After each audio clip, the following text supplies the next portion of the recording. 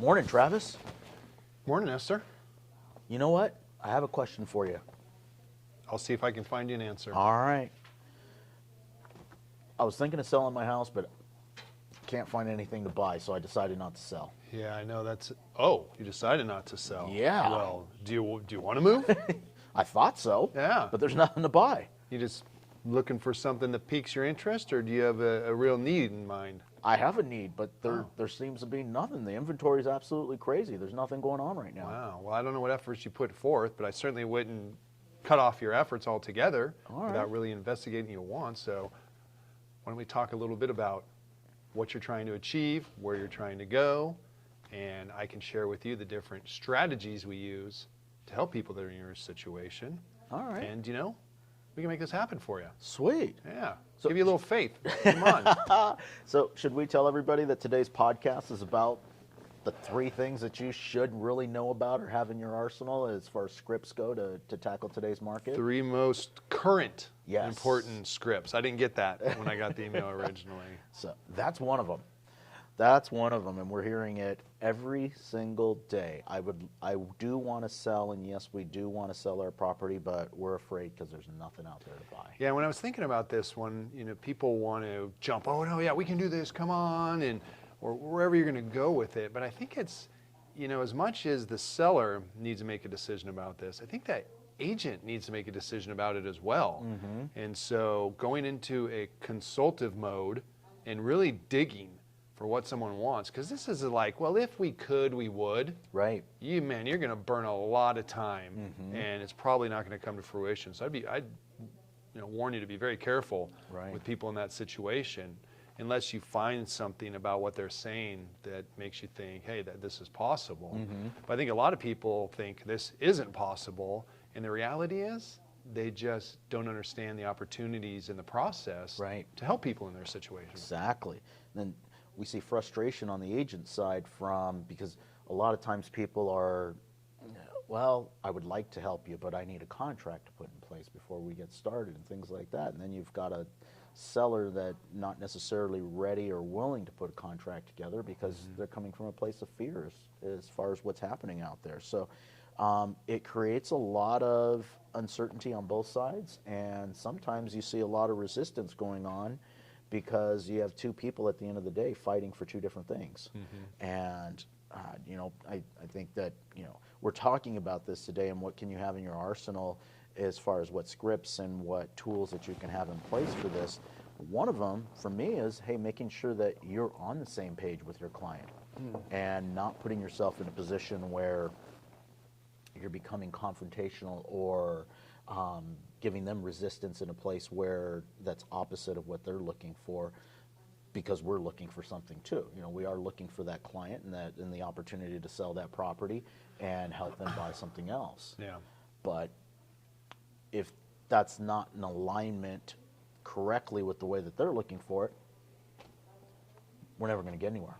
Yeah, and I know that's difficult. I mean, there's no way around it. We're in a difficult market. Yes. There's a lot of opportunity, but, working with buyers takes a lot of time, a lot more than it usually does. Finding a seller, there's, I don't know what your numbers were, something like 15,000 agents and 500 listings. Yeah, I wouldn't even 500. The math doesn't even really work out there.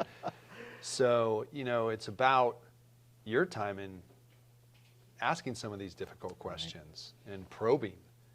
Otherwise, you're going to be running around. Well, we could really live anywhere in Orange County. Yeah, that is not a qualified buyer. Maybe they could become a qualified buyer, but boy, we better ask some tough questions and set a path. Hey, I understand Orange County, beautiful county. Let me ask you, if you could live anywhere in Orange County, what would be your first choice? Oh, Irvine, of course. Great. All right. Let's exhaust that opportunity, and then we can move out from there. Right. Because when you're showing people property in Anaheim Hills, San Clemente, Irvine, Huntington Beach, waste of time. That's, I laugh because my very first client, I think I showed her over, it had to be somewhere in the neighborhood of 600 to 700 homes. More homes than are on the market right now. And it was over 7 months before we put something together. And she came to the table with, I'll live anywhere. And she blurted out probably like 20 cities, and I showed all 20 cities. And we went into escrow, basically 7 months later, 800 yards from where she currently lived.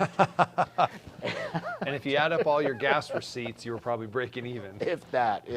But, and the point that you bring up is if it's not a good fit, making sure that we find out as quickly as possible by asking some of those tough questions. Now, I'm grateful because that client, I'm actually 20 some odd years later still friends with her and still communicating with her. In business, we've done several transactions together. So it was a successful venture overall, but most of the time that's not how it is. Most of the time we don't ask those tough questions, and we put ourselves in a predicament where we're doing work that's going to lead us down a path of nowhere. And it's not fair to us, it's not fair to the client. We're seeing it now, these multiple offer situations and things of that nature, where people are coming in with unrealistic numbers in their first offer.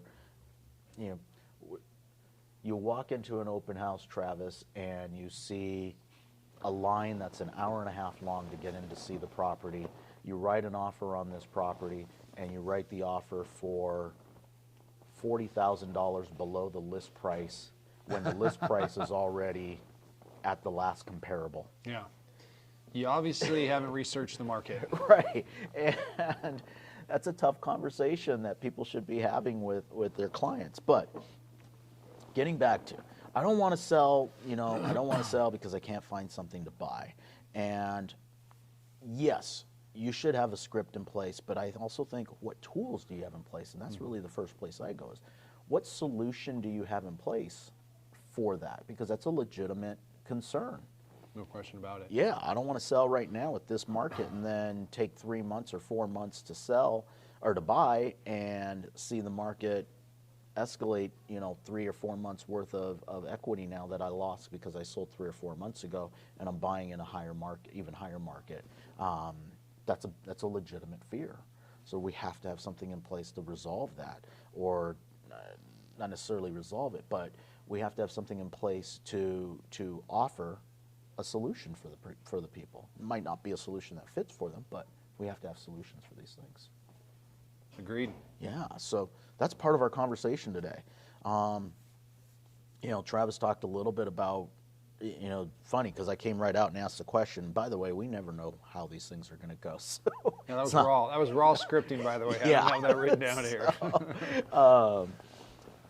But I don't know if you guys noticed, his role at that point wasn't to actually handle the objection. His role, to me, it felt like, hey, let's figure out how I can continue the conversation. And then once I figure out how to continue the conversation, then let's continue moving forward. Yeah, there's not one answer fits all. Exactly. And I think that when we get into role play situations and things of that nature, that people think that, there's the magic bullet right there. There's that silver bullet that will resolve all. And it's not. Nope. So if it exists, let me know. Send it to me, and I'll let you know if it works. It's working your way through it. I think this one with, not having something to buy before you sell, like you say, tools, right? So, what are the options? You should know the options, right? Correct. We can sell and hope. Hope we find something. If not, we'll be plan B, and you're going to be in an apartment until you get somewhere. And that may be very well appropriate, depending on the situation, but you got to ask enough questions. Sell with contingency. All right, we'll sell it to you, but it's contingent upon us finding a replacement property. Right. And that's actually a pretty good strategy. And then there's the get along rent back. And you just talk about the pros and the cons of each of these and what might fit. A single couple versus a family is drastically going to change which one of these options is going to make the most sense for them. Right. A family of 4, family of, say, 5, you don't want to be hop skipping around and doing short-term situations, whereas for a couple, hey, that's not a big deal. Yeah, Right. Okay, hey, let's go down and get that little loft in Huntington Beach or whatever for a month while we're deciding what we're going to do or while we figure it out. So it could work well. And then, of course, we're in the world of technology now, so a lot of opportunities with bridge loans and iBuyers that actually work with agents, and so you can refer your clients to them, and he'll help you with the work and say, yeah, we can do this for them. Yeah, I like that one. I mean, the iBuyer programs out there and the lender programs there's programs out there now that the lender will actually front the money for your purchase, so you're Yep. buying before you sell. And then And- they'll basically assess your house, say, here, go buy cash. Right. Once you're settled, then we'll sell your house, and Correct. then we'll even it all up in the end. Correct. Which that's actually a great answer to your point where someone says, hey, I don't want to sell now and buy in 3 months and miss out on that appreciation. Exactly. Problem solved. Now, they all come with cost. Well, But remember, at the end of the day, the solution is I want to buy something and I want to sell something, and sometimes, we have to weigh out all the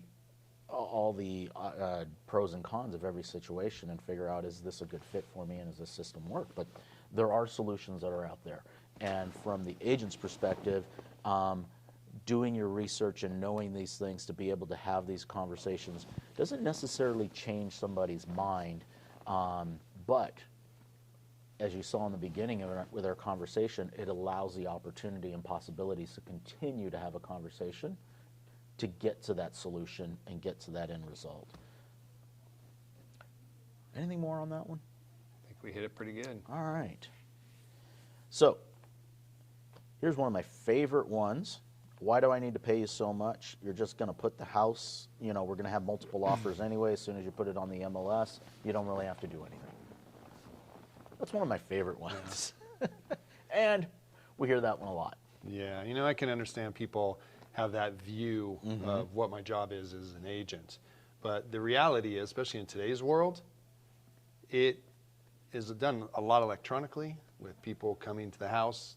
That's not, I need to market your house, Right. generally, so there's going to be some effort there. But really, what's going to make the difference is that time, the experience, the knowledge and effort that I put in to the transaction itself. Right. From receiving those offers, from going through those offers to make sure we understand what each one means and figuring out which one's the best one to respond to and how we're going to get it through there. And, I worked with an agent in the past, and she had the greatest line ever, and I think it's totally true. She says, if we get through this transaction and you wonder why I got paid, you'll know why. If you go through a transaction and it's a nightmare the whole way, that's when you question why someone's getting paid. Right, right. I'm here to make sure that you have a smooth transaction and that we help limit liability, get you onto your next house. Nice. So I look at this objection as an opportunity to pivot and take the question in a different direction. So why do you need to pay me, why do you need to pay me so much? You're going to end up with multiple offers and the house is going to sell as soon as you put it in the MLS. And I agree with you. The house is going to go into multiple offers, and I apologize that I didn't present, that's my bad, because I actually didn't present really why I'm here, because I'm not here to sell your house. My presentation's all about how I can get you the most money. You're right. You hire any agent right now and they put your house on the market, you're going to get it sold. That's not the question that's at play right now. The question is how are we going to maximize it, and how are we going to make sure that you're netting the highest amount? On top of that, how are we going to make it as easy as possible and as simple as possible? Those are the two questions that I'm here to answer today. Not, can I sell it? Because yeah, I can sell it, no problem, and so can everybody else. But we're here today to talk about how we can get the most for your property. And once we make that shift, then it's going into the different ways that we get more. And you want to make sure you have examples. You want to make sure that your listing presentation has, hey, before and afters. Are you staging a property? So what is important. it? Exactly. Visual. You tell someone something, they get 5% of it. You show them what you do, they get 90% of it. One of my favorite things that I heard on a listing a couple of weeks ago. Took the listing, got the property all ready, took the photos, and here's a strategy that a lot of people do not use. Most people have professional photographers. Yes. Little tip, have your photographer go in and do your befores. Because your befores end up in the same angles, same lighting, same situation, so that you truly have a concept of before and after. That's a great idea.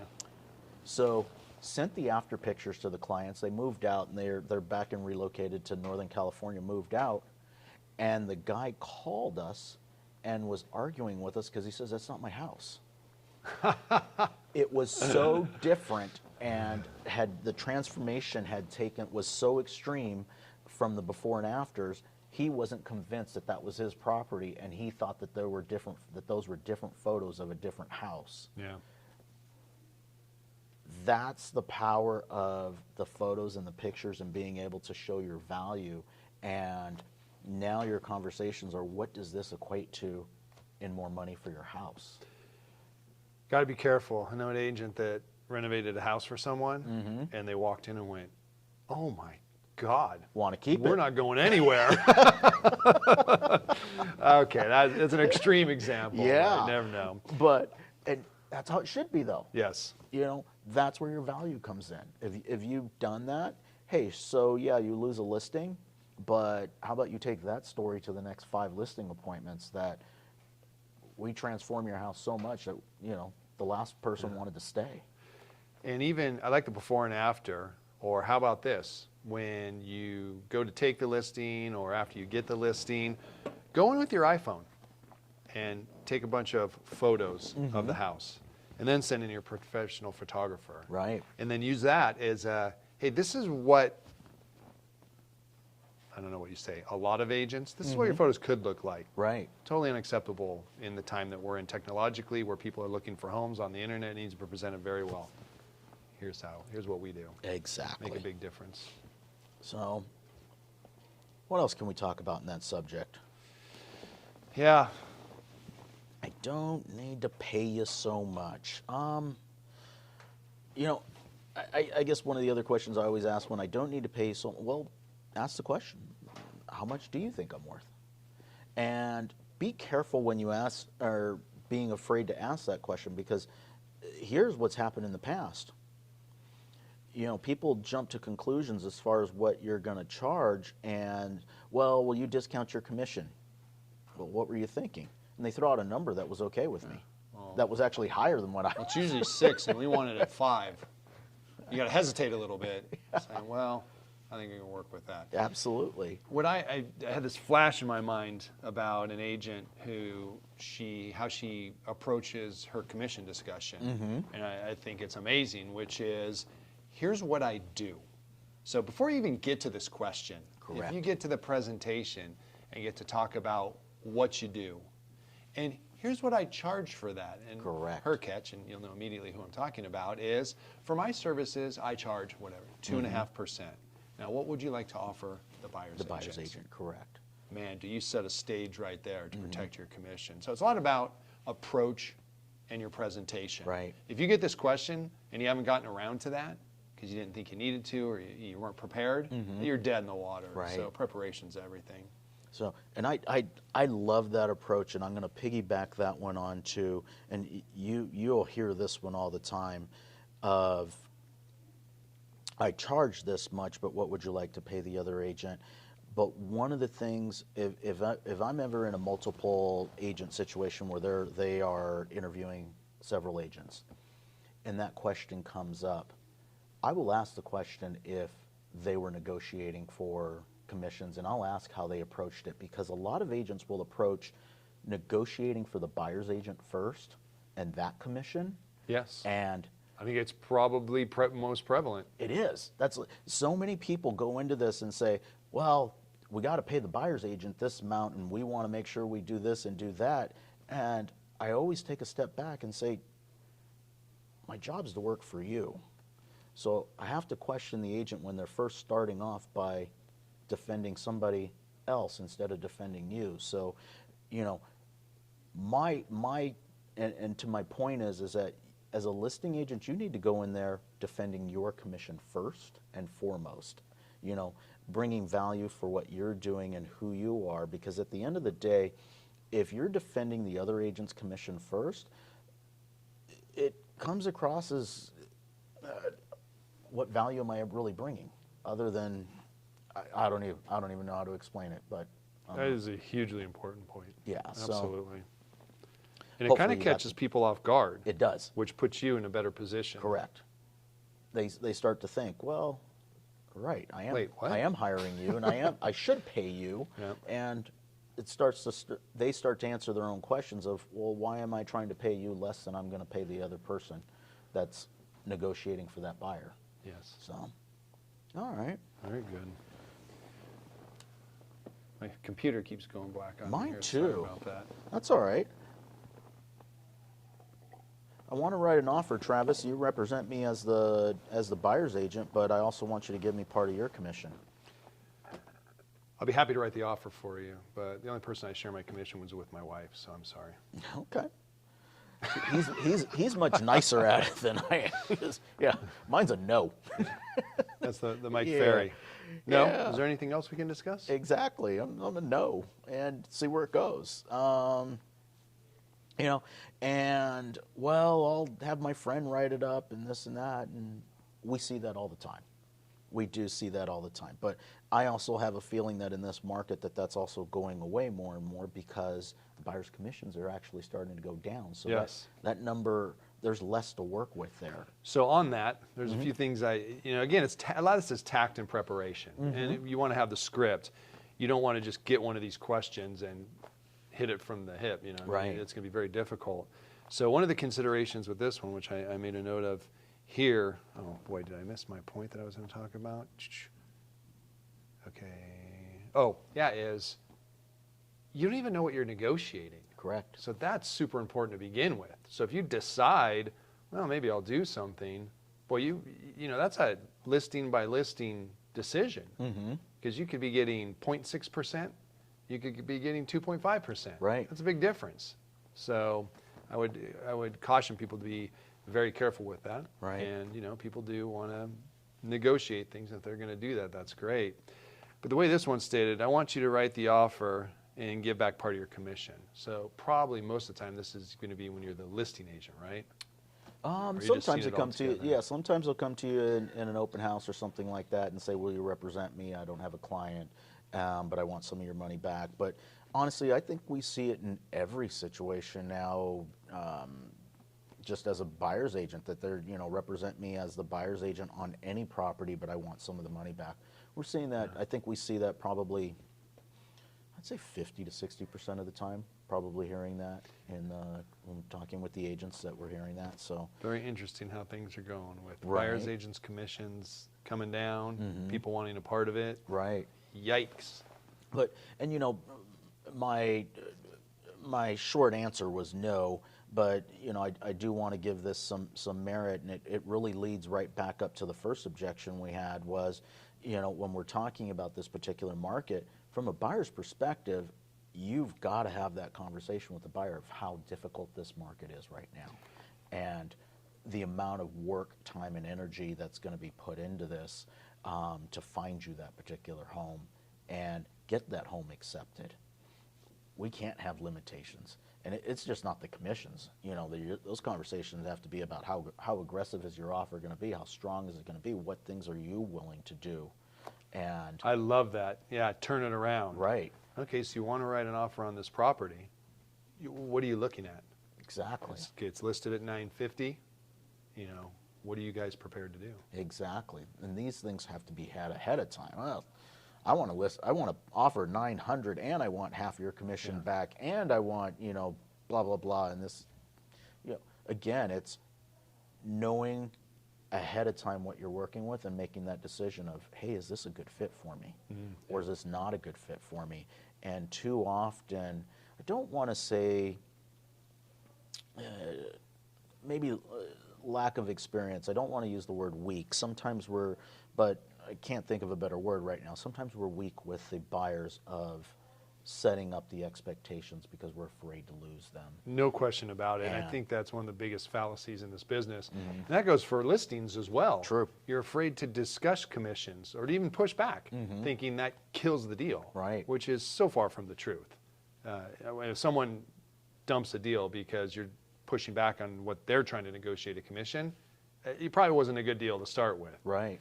People expect that. And you may not get what you want, but you got to at least lay out your case and give it a shot. on both sides, Right. listing and buying. I agree. That was all I had for the three things. Three things that you should be really looking at in this particular market. We're in 2022 right now. Inventory pretty much at an all-time low. Buyers out there, our supply and demand has never been what it is right now. We've never seen anything like this. Yes. And it has created a lot of silliness, a lot of unrealistic expectations and things on all parts. I'm seeing agents with unrealistic expectations. I'm seeing buyers out there unrealistic. I'm seeing sellers out there unrealistic. And navigating your way through there to put something together, again, at the end of the day, it all starts with, and I'll go right back to how our conversation started with Travis was not trying to resolve anything in the very beginning. Kudos. Let's keep the conversation going, because as long as the conversation continues to go and we're making progress forward and continue moving forward, we can get to that finish line and create a transaction there. Yes. Or have a better opportunity at it. Yeah, it doesn't have to be a yes/no, conversation's over Right. type of situation. All right. Anything else in closing for today? You know, this